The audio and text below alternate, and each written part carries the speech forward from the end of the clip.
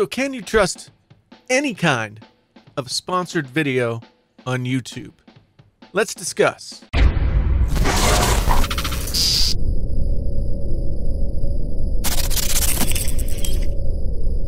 there, friends on YouTube. My name is Jason, sometimes known as the JTL. This is Painfully Honest Tech, so honest it hurts. If this is your first time here, then thanks for coming and seeing me. And if it's your many times here, then thank you for continuing to come back, although I seem to be losing my mind. So, question of the day. Can you trust sponsored videos at all? Tech YouTubers, beauty vloggers, all those people, can you trust it? Can you trust it? Are you sure that they're telling you the truth? Well, let's discuss the whole idea behind sponsorships a little bit. You know, I've been talking about individual YouTubers in the initial episodes of this Can You Trust series, but I thought that it might be time to take a step back and talk about something that every tech YouTuber will encounter sooner or later, and that is the opportunity to receive some kind of payment in exchange for featuring a product in a video. Once you get to a certain place in your career as a tech YouTuber, your videos have the potential to reach many eyeballs. How much are those eyeballs worth, and what are you willing to do to augment your income and leverage those eyeballs? Sponsorships can come in a few forms. There's what's called in-kind marketing, where a company sends you the product, and in return you make a video of the product, perhaps as a review or an instructional video or something like that. Then there's sponsored videos, where a company pays you to have their product featured in a video, and there's usually little to no critical input from the reviewer or the presenter at all. And then there are sponsored videos where the videos aren't necessarily about the product at all, but they get some kind of feature spot or a shout out or a bumper spot or something like that.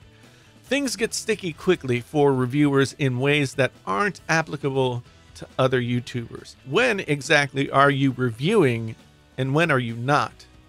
Do you feel compelled because you now have a relationship with the company that sent you the stuff or is paying you money to alter your approach in judging the product? If so, my take is don't do the review. I try to work with companies that make products that I use or I'm interested in. I also will not soft pedal anything that I say about a product. There are cases where companies want to preview videos before they go live, and I typically try and stay away from those kinds of situations. But if I do get into a situation like this, if a company doesn't like what I've had to say about their product and asks for some kind of change, I just simply will not release the video. Now, that's going to take some money out of my pocket for sure, but hey, that's where I draw the line. Some people may think that reviewers on YouTube shouldn't take money at all, whether it's in the form of a product or a fee, affiliate marketing, any of that kind of stuff. But that's simply not realistic. Reviewing tech is an expensive hobby. For many larger channels, it's a job, so it's imperative a reviewer knows where he or she stands in relation to what they're willing to do to make that money. I know I purchase about 75 to 80% of everything that I review with my own money. I'd like to keep it that way, but in reality, I'm working toward making this a full-time gig, so I'm going to have to subsidize my channel with additional income at some point to make that a possibility.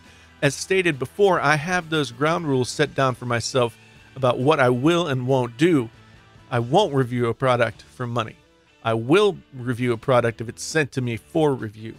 I won't change my content to suit the manufacturers or their marketing team or whoever isn't happy about what I might say. So, as many have asked in the comments in these other Can You Trust videos, can you trust me? Well, that's really only half the question. Painfully Honest Tech is not only about creating painfully honest reviews, but it's about being honest about this whole thing, running a YouTube channel, making it viable as a business, and questioning how I and other tech YouTubers do that business. I want to take my viewers on that ride. I want to ask hard questions about others in the hopes that it starts a conversation. At this point, it feels like there's kind of a shadow business that's going on behind the scenes that the viewers don't feel like they know that much about. Most tech YouTubers do a pretty good job of disclosing what relationships they might have with a company, but even when they do disclose, does the viewer actually know what that means?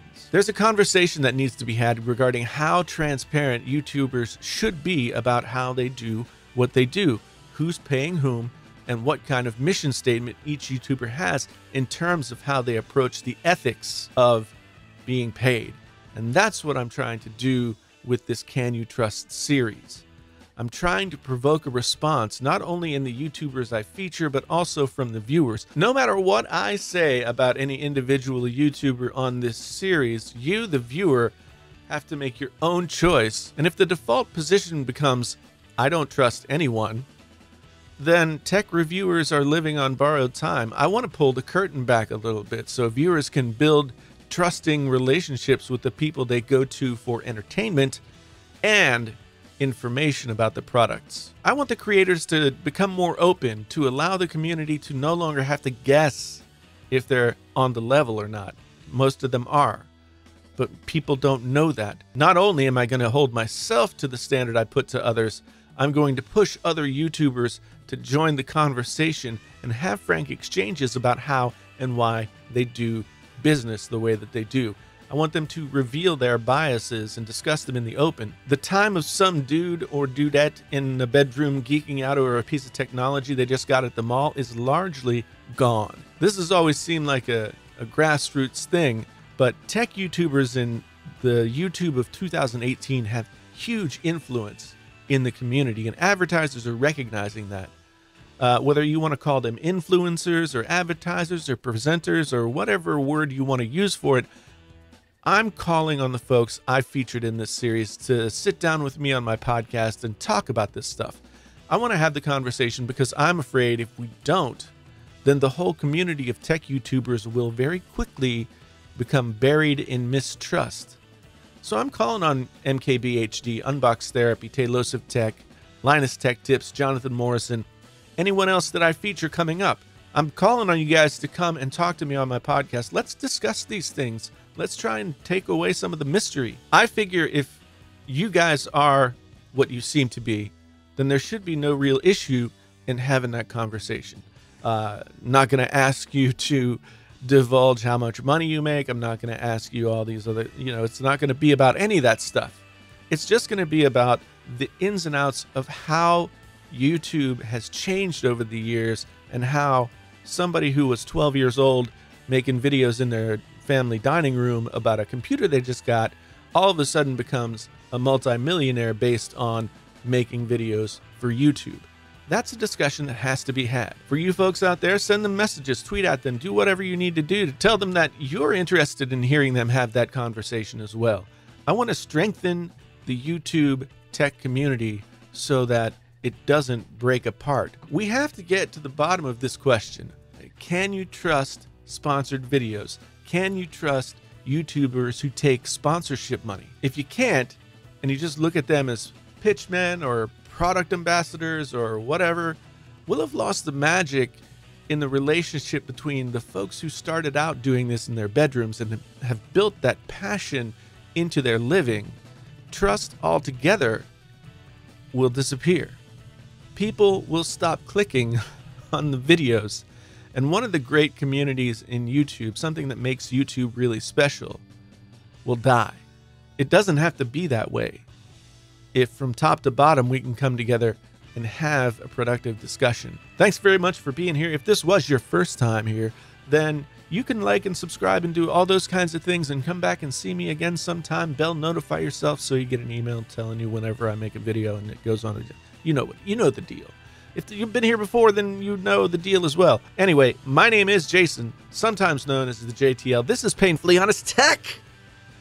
Tech so honest it hurts. Until the next time, I'm out.